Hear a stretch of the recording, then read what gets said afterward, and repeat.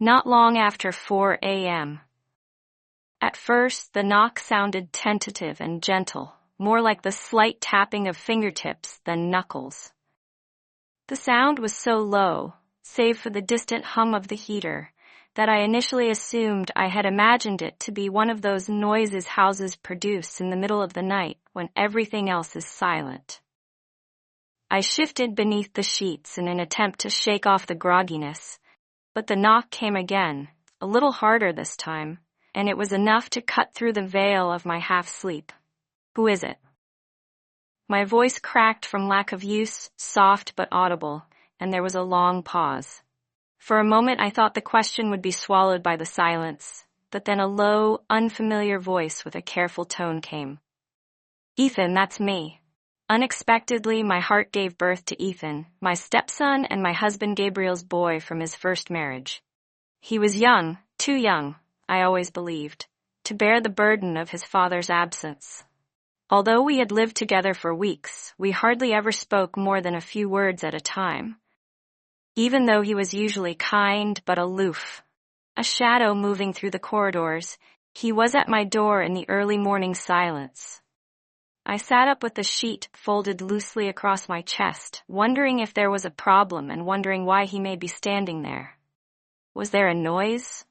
I called in a softer voice. "What is it, Ethan?" Again. "What's going on?" "I'm sorry, I didn't intend to wake you." His voice was odd and almost childlike as he stuttered. The bed I had shattered. He took a moment, as if struggling with himself once more. I had nowhere to sleep. My eyes blink. Disoriented, his bed shattered.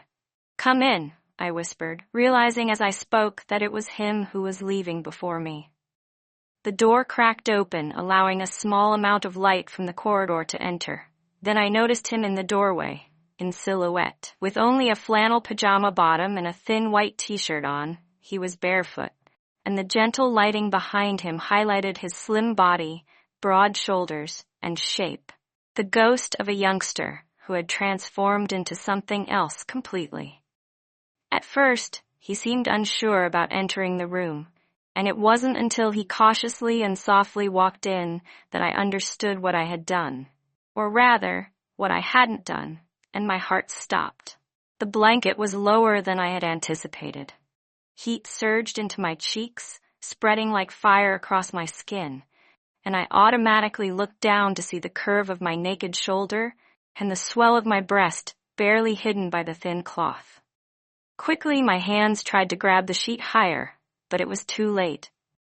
For a moment, I thought Ethan may turn away, but he paused in the middle of his stride, his eyes wide and frightened, and he simply remained there, seemingly unable to comprehend what he was witnessing. Something between us, something unsaid, forbidden, and electrifying, remained in the charged air, alive and buzzing like static before a storm gathered in my stomach and my skin pricked. His eyes dropped. Breathing was impossible, and he fastened onto mine once again. I was breathing heavily. I was feeling more than simply humiliation, perhaps something more profound. I had forgotten how it felt to be looked at like that, and to be wanted, and it was darker the way he stared at me, as if he were seeing me for the first time. The image of him standing there barefoot, vulnerable, and caught between boyhood and manhood was already burned into my mind. "Although it's fine," I muttered. He apologized without saying a word, his voice barely more than a breath. He tore his gaze away and turned slightly as if ashamed of himself, but the damage was done. The tremor in my voice betrayed me. "Feel free to enter and sleep here if you'd like." His hesitancy was evident. He shifted his weight and looked at the floor before turning back to face me.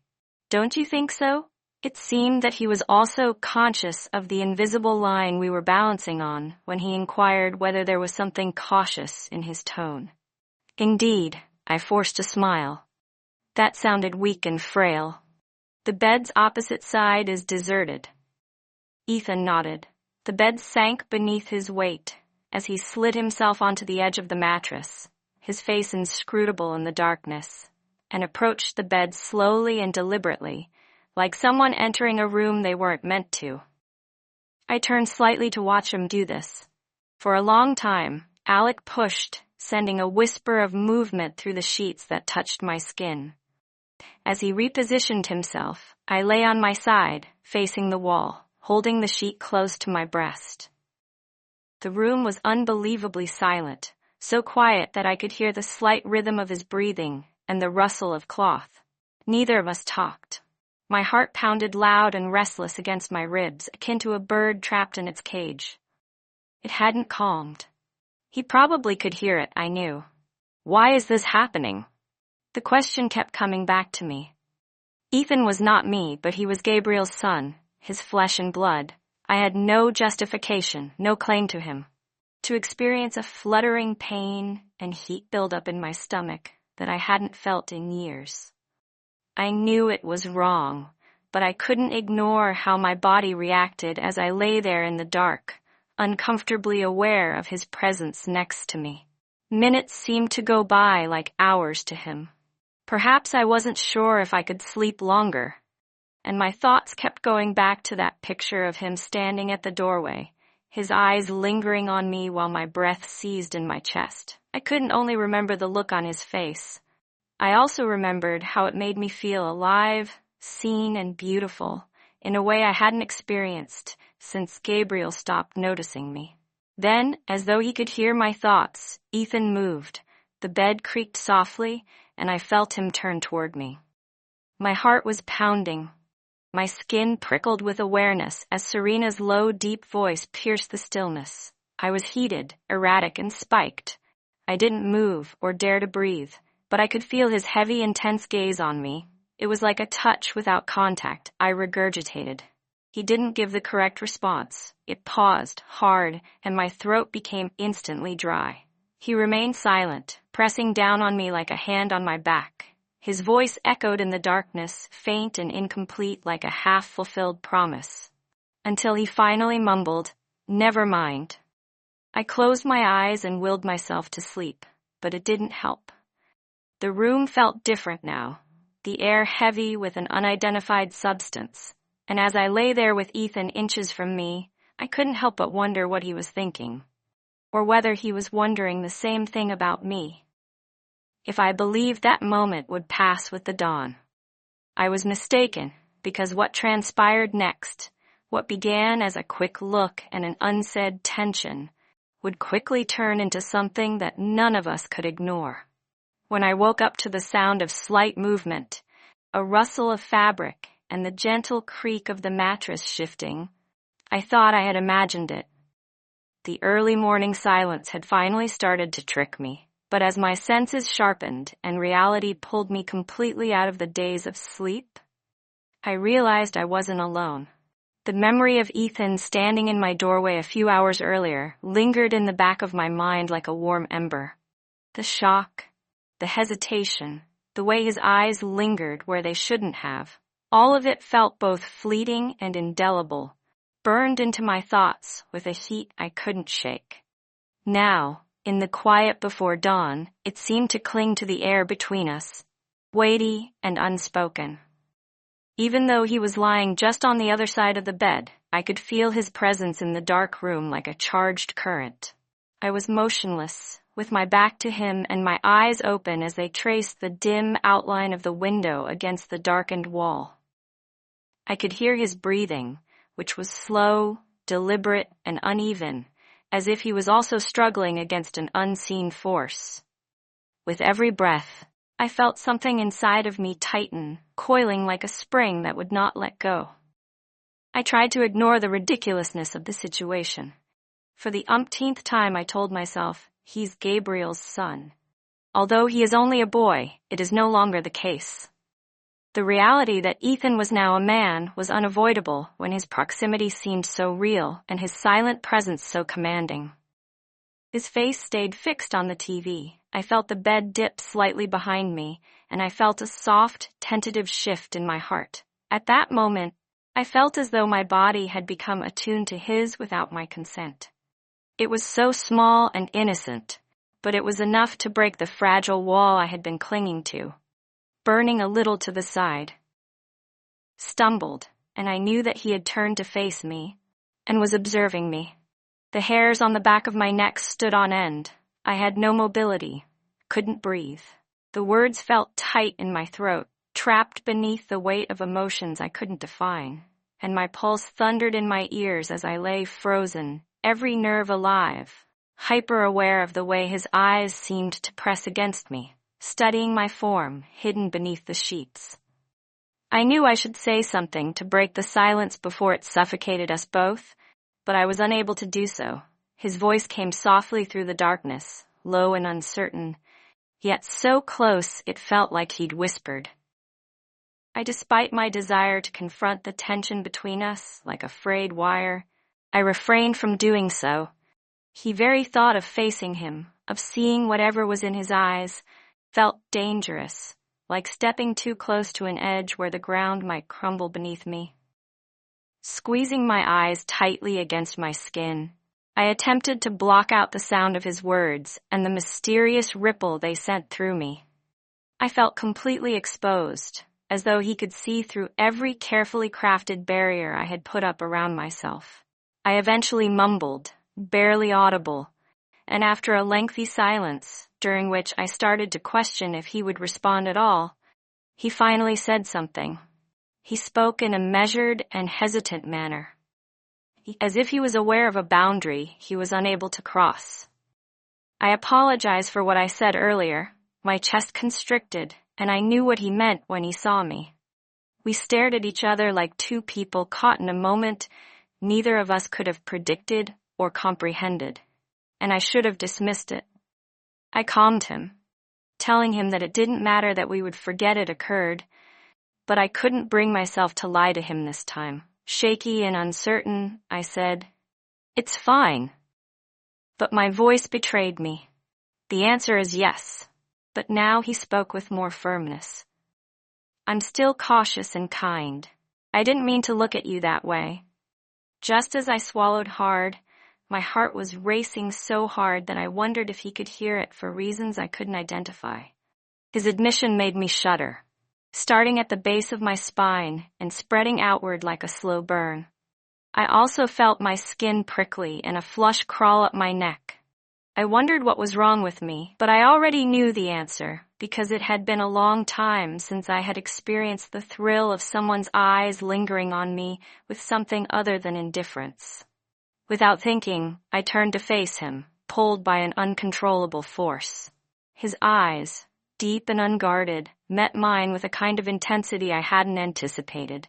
There was no hate, no shame, just something raw and unsaid, as if he were trying to convey all he couldn't put into words. My gaze met his in the dim light, and my breath froze in my throat.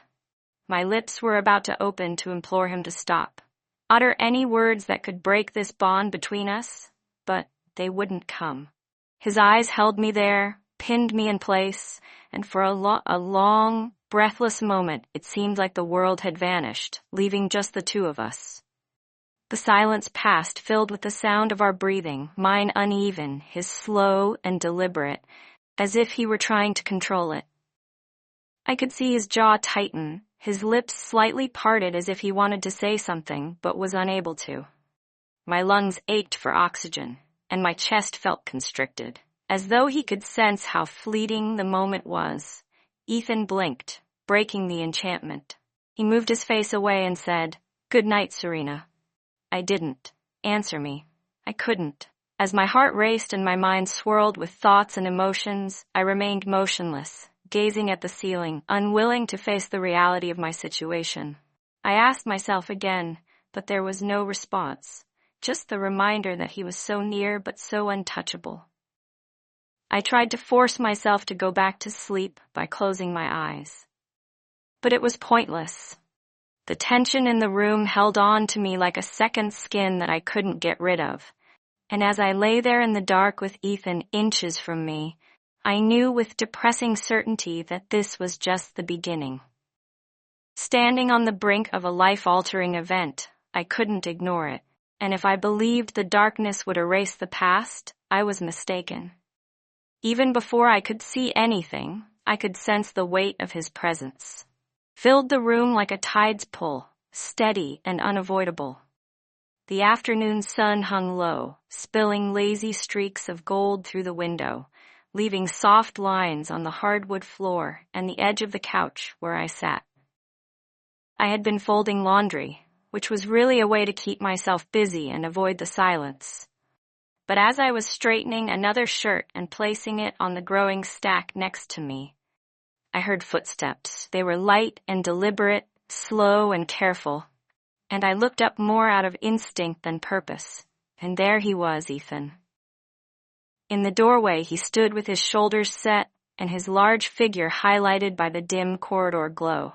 But after a little pause, neither of us said anything. The stillness drew on. My fingers halted on the linen I had been smoothing, heavy and tense, only broken by the muffled buzz of the outside world. My mind was racing, searching for anything to say to break whatever it was that seemed to linger in the air between us like smoke. Today, you have been silent. His tone was measured and kind. However, behind that came a feeling of interest or even worry. Looked down at the garments and mustered a little grin. There's always plenty to do around here, so just keep him working. We were both aware that it was a deception. I was occupied, not because I had to be. Because I was at a loss for what to do. Ethan took another step forward, his movements deliberate as if he were testing the limits of our space, and he dropped onto the armchair across from me, his long legs out in front of him. I could feel his eyes on me, curious and watchful, lingering for just a second too long before flicking away. You don't have to, you know, he said quietly. Keep yourself so busy. I halted, a curious flutter going through my heart. His words were too near, too purposeful. I glanced up at something I couldn't define, and for the first time in what seemed like hours, I met his stare. I was surprised by the intensity. There was no judgment or animosity, just something wordless and raw, as if he was seeing me in a way no one had in years. I enjoy keeping occupied. Though my voice was weaker now and less confident, I perceived a pause and mumbled, as if he were keeping something back, his palms curled on his legs and his jaw clenched. He said at last, "You don't look content." He continued, "I'm not the words," and it hit me like a stone thrown into still water. My pulse was racing and my breath seized as I attempted to think of a convincing retort that would prevent me from losing my cool. But I was unable to do so because he was correct.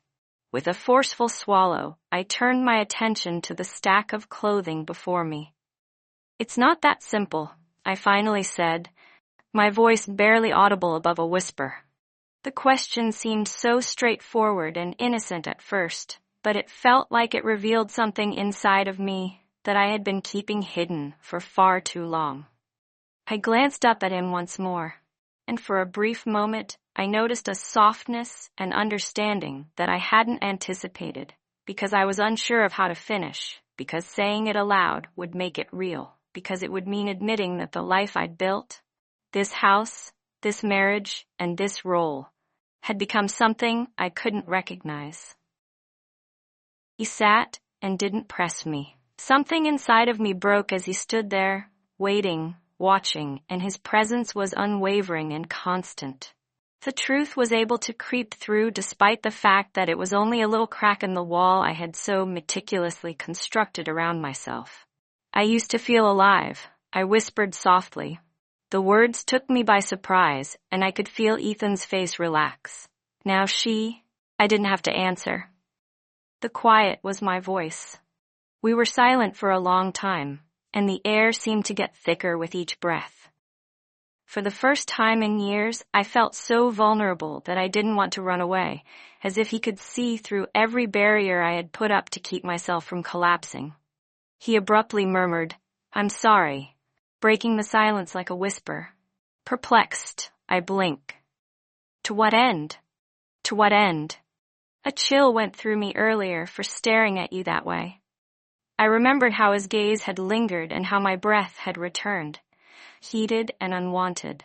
My lips were about to say that it didn't matter to him, but the words wouldn't come out because of the reality. I did, and it mattered. Even though my voice was shaking, I said, "It's fine." enough to abandon me. Leaning forward a little with his elbows resting on his knees, he claimed that I shouldn't have. He shook his head and started to walk away, but I interrupted him because I knew what he was trying to communicate. It was evident in the way his eyes scanned mine, looking for something I wasn't sure I could offer him.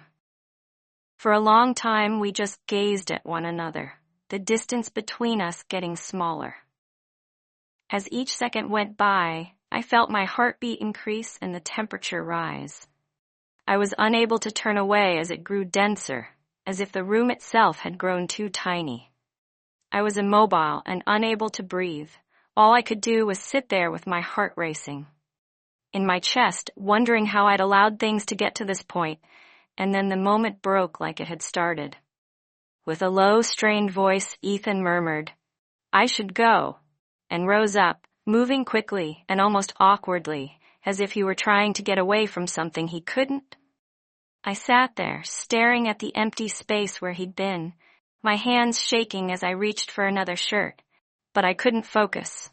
All I could see was the look in his eyes, and all I could hear was my own voice whispering the truth that I'd tried so hard to bury. Name. I watched him go, my chest tight, my thoughts swirling. The door clicked softly behind him, and I let out a shaky breath I hadn't realized I'd been holding for a long time. That can't happen, I reminded myself, but even as I said that, I knew it was too late, because I couldn't ignore whatever had just happened between us, or whatever boundary we had almost crossed. The evening was quieter than normal, and the house felt still, the type of silence that seeps into the walls and lingers in every vacant corner. But even if I believed I could continue acting as though I was just deceiving myself, I was mistaken. As I sat on the edge of the couch with a glass of wine between my fingers, I watched the water streaks race down the glass panes. The storm unexpectedly rolled in from the mountains with a sudden, almost violent force. Thunder grumbled in the distance, a low and steady growl that seemed to mirror the unease I felt deep in my chest. Outside, the rain had begun to fall softly at first, like a whisper against the windows, but it was getting louder by the second, allowing the warmth to permeate me, but it did nothing to ease the restlessness that had gripped me. I hadn't seen Ethan all afternoon. He had disappeared upstairs, and despite my efforts to persuade myself that our separation was beneficial, I couldn't resist thinking about him. I remembered the look in his eyes earlier, the way his voice had sounded when he said my name, as if it were something delicate and fragile. And now that the storm was raging outside, I felt the weight of his absence. Like a stone in my chest, I felt regret for how much I missed it, and how much I realized that the house was too large and lonely without the sound of him walking through it. The wooden floors creaked under my bare feet as I walked toward the kitchen, restlessly setting the wine glass down on the table. I told myself I was just going to make tea because I needed something to keep my hands busy and divert my attention from the uncontrollable thoughts. But as I reached for the kettle, I heard its slow, steady footsteps coming from the hallway behind me. My heart skipped, my fingers freezing in place as the sound grew closer until finally he appeared in the doorway. Like me, Ethan had no shoes on and was dressed simply in a pair of faded sweatpants and a simple black t-shirt that hung loosely over his shoulders, giving him an unnaturally tall appearance. His hair was disheveled as if he had rubbed it through too many times. And Jasmine, at his concert, stayed so anchored in the moment I was confined by wants and dreams for a long time. None of us talked. There was a certain calm intensity in the way he gazed at me that sent a shiver straight through me. I couldn't sleep, so the only sound was the rain hitting the windows harder now, filling the room between us like a drumbeat. My throat felt dry, and my heart was racing as I tried to think of something to say. Some justification, some explanation for why I was standing there in the middle of the kitchen with a kettle I didn't intend to use. With a voice that was almost audible above a whisper, I eventually asked. Paulum shook his head and went into the kitchen. No, I heard the rain, and I probably assumed you would be up too, he said. Something in his remarks was unsaid, and it made my chest clench. I went back to the stove and worked on the kettle, despite my trembling hands. It's loud tonight, I muttered, trying to seem light-hearted. You're not to blame. He wasn't. Provide a prompt response, and I noticed him observing me as I looked over my shoulder. His unwavering, steady stare met mine, causing me to catch my breath. With haste, I turned around, a flush crawling up my neck. I'm working on it, I said, impressively unconcerned by her judgment. Why? He asked. Breaking the silence, I blinked, surprised at what he gestured toward the glass I'd left on the table. You were drinking wine. Do you want company? I hesitated. Every rational part of me screamed that I should say no, that I should put the cattle away and go upstairs, and locked myself in my room until morning. But then I looked at him again. At the faint, boyish grin tugging at the corner of his mouth, at the way his shoulders seemed both tense and relaxed all at once, and the words slipped out before I could stop it. He turned, disappearing back into the hallway, and I stood frozen for a moment, wondering what I had just done. What was I thinking? And why couldn't I seem to stop myself from walking this line, from pushing the boundary of whatever this was by the wine? By the time I returned to the living room, Ethan was already there, seated on the couch with 2 fresh glasses of wine. Resting on the table in front of him, the soft glow of the lamp cast shadows across his face, highlighting the sharp angles of his jaw and the curve of his lips. I swallowed hard, my heart hammering in my chest as I lowered myself into the armchair across from him. Cheers, he said, quietly lifting his glass. Cheers, I echoed, clinking mine against his. We sat in silence for a long while, the rain still pounding against the windows, the storm growing louder with every minute I watched him over the rim of my glass, trying to memorize the details of him, the way he leaned back into the couch, one hand resting loosely on his knee, the other cradling the wine glass, as though it were something fragile. Were you thinking about it? He asked suddenly, his voice breaking through the quiet. I blinked, startled. What do you do meanwhile? He said, his gaze steady. You looked far away, like your mind was somewhere else. I hesitated, unsure how to answer. Should I tell him the truth about how he'd made me feel alive, seen, and desired in a way I hadn't in so long? Instead, I forced a small smile, shaking my head. It's nothing, just memories, I guess, good ones. The question took me aback. I looked up at him, my chest tightening at the sincerity in his voice and at the way he was watching me, not like Gabriel did. Distracted and distant, but like I was the only thing in the room, the only thing that mattered. Some of them I said softly. Ethan didn't press me, he just nodded, taking another sip of his wine. And for the first time that night, I felt something loosen inside me. The tension between us was still there, thick and undeniable. But it was different now, softer somehow, like the storm had settled just a little.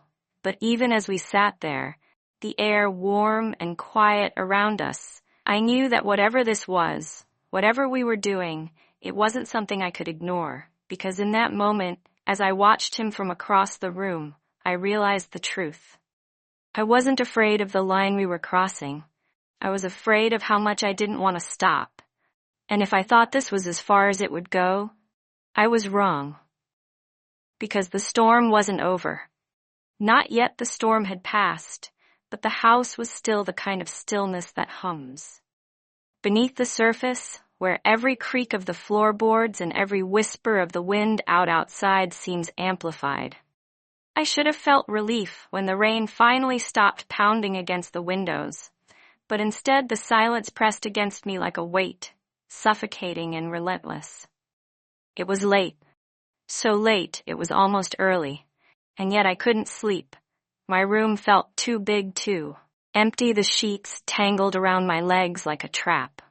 I had spent hours staring at the ceiling, my mind refusing to let go of the evening before the wine and low hum of conversation the way Ethan had looked at me, his gaze lingering in a way that felt both dangerous and impossible to ignore.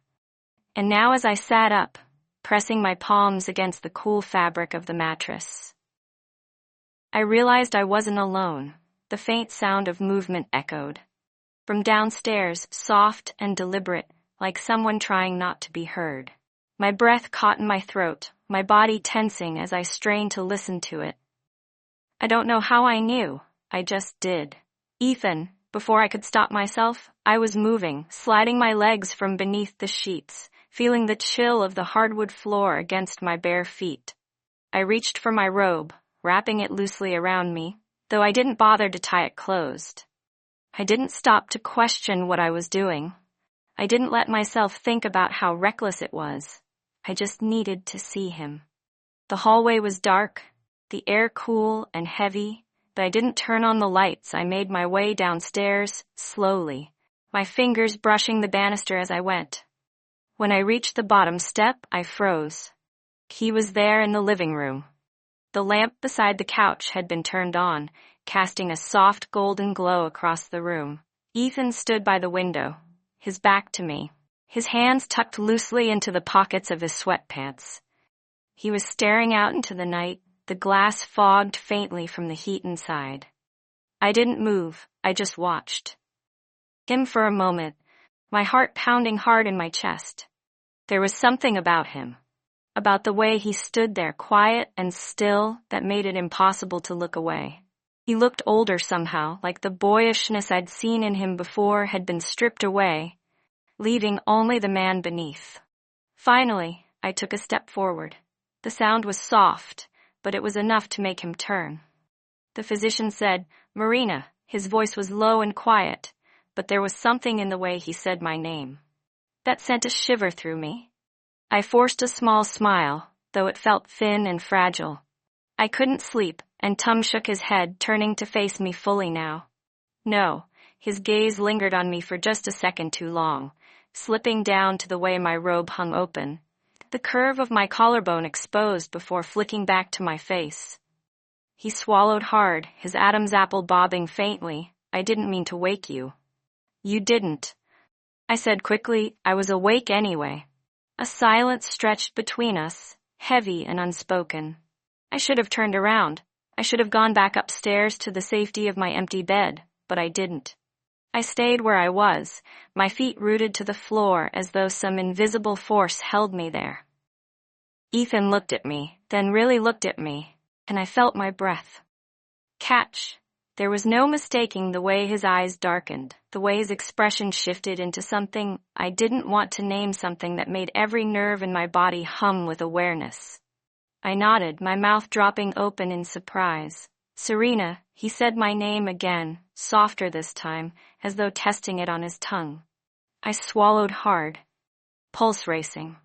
What for a moment he didn't answer, he just watched me, his gaze steady and unrelenting, like he was searching for something in my face when he spoke. His voice was quiet but firm, the words cutting through the silence like a blade. "What are we doing?" The question hit me like a punch to the chest. My mouth opened, but no sound came out because the truth was, I didn't know what this was, how it had started, or why I couldn't seem to stop it all. What I knew was that I felt alive again, that every glance, every word, and every moment with him felt like breathing for the first time after years of suffocating. "I don't know," I whispered finally, my voice trembling. I don't know how many steps he took closer, and I felt my entire body tense, my breath catching in my throat. I should have moved back. I should have put space between us, but I didn't. I couldn't. "You're not happy," he said softly, his voice barely more than a murmur. "Are you?" The words pierced through me, raw and unfiltered. I looked away, unable to hold his gaze any longer.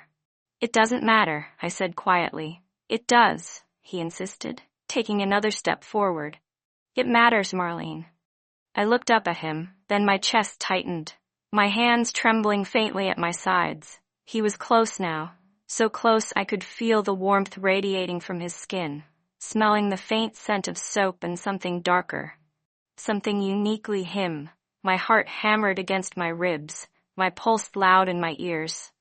"Ethan," I started, but the words died on my lips as his hand lifted, tentative, careful, and brushed against the side of my face. The touch was incredibly light, barely more than a whisper, yet it was enough to completely unravel me. Completely I closed my eyes, a shiver running through me as his thumb traced the edge of my cheekbone slowly and deliberately. My breath came in shallow, uneven bursts, my entire body taut and trembling beneath his touch. "Ah, tell me to stop," he murmured, his voice rough and strained. "If you want me to. Stop. Just say it." I couldn't. I knew I should. I knew that this was a line we couldn't cross. A line that couldn't be uncrossed, but I couldn't make myself say the words.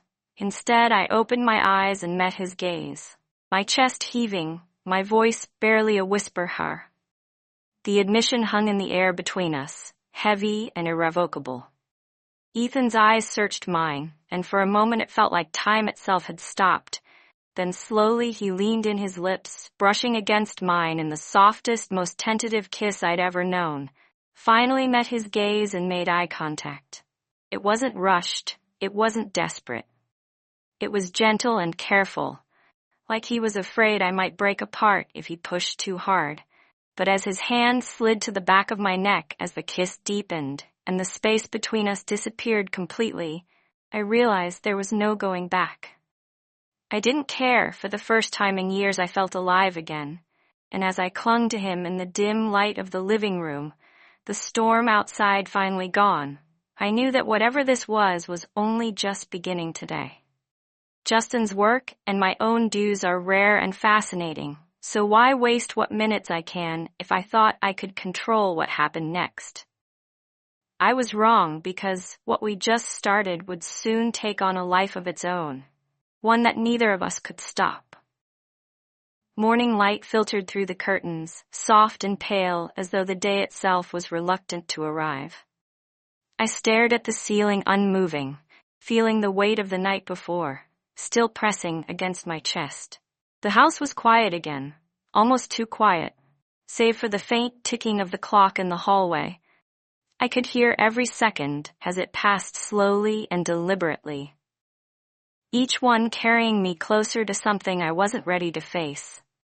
Ethan was gone. I knew it without having to check. The space beside me was cold, the faint scent of him already fading into the emptiness of the room. But his presence lingered as though the air itself remembered him, remembered us. I rolled onto my side, pulling the sheet up over my bare shoulder, trying to ignore the ache that curled itself tightly in my stomach. The memories came, rushing back, vivid and inescapable. The softness of his touch, the heat of his breath against my skin, the way his eyes had looked into mine, steady and certain, as though nothing else in the world mattered. And for a moment, nothing else had mattered. It hadn't been desperate, the way I thought it might be. It had been quiet and tender, as though we were afraid of breaking something fragile between us. The world outside had ceased to exist. The only sounds had been the faint hum of the night and the rhythm of our breaths, and the rapid beating of my heart as I let myself fall into something I couldn't stop. I had wanted him, in a way that terrified me, because for the first time in years I hadn't felt invisible. I hadn't felt hollow. I had felt alive, and that was the most dangerous feeling of all now, in the cold light of morning. That feeling had curdled into something else, something sharp and bitter. Guilt, fear, reality finally crashing in like a wave that had been building on the horizon for far too long. I sat up slowly, the sheet clutched tightly against me as though it might shield me from the truth. My gaze fell to the floor where Ethan's sweatshirt lay discarded beside the bed, a careless afterthought. I stared at it for a long time, my breath catching in my throat as though the sight of it might unravel me completely. What have I done? The thought came unbidden, slicing through me. I closed my eyes, pressing the heels of my hands against them as if to block it out. But the question echoed in my mind, relentless and accusing, as Gabriel's face flashed through my thoughts. Uninvited and unwelcome. My husband, the man I had built this life with, the life that now felt like it belonged to someone else entirely. He trusted me. He trusted, and what had we done with that trust? I forced myself to stand on the floor cool, beneath my bare feet as I moved toward the window. The light outside was growing stronger, chasing away the shadows that had hidden us in the night. I could see the edge of the driveway from where I stood empty now. Ethan's car was gone. I didn't know. Whether I felt relief or disappointment, my fingers pressed against the cold glass as I stared outside at my reflection, faint and ghost-like in the window pane. I barely recognized the woman looking back. At me, her hair was mussed, her skin flushed, and her eyes haunted. Oh, she! The sound of my phone buzzing on the nightstand jolted me back to the present. I turned slowly, my pulse quickening as I crossed the room and picked it up. Gabriel's name stared back at me, his voice only a button away for a long moment. I just stood there staring at the screen as it vibrated in my palm. My heart pounded in my chest, loud and erratic, drowning out every dinner sound. Finally, I swiped my thumb across the screen and lifted the phone to my ear. Hello, morning, babe. Gabriel's voice was cheerful and casual, the way it always was when he called from the road. I didn't wake you, did I? I swallowed hard, forcing my voice to sound steady. No, I was already up. Hi, good. Listen, my last meeting wrapped early. I'm heading back today. I should be home by dinner. The word lodged itself in my throat like a stone. I turned back toward the window, my fingers tightening around the phone. That's great. I'll see you two tonight. Yeah, Gabriel paused, his tone softening slightly. I've missed you, Serena. The word struck me like a blow, sudden and unexpected. My throat tightened. The weight of everything I had done pressing down on me all at once, I closed my eyes. Turning my face away from the light, I said quietly, I've missed you too.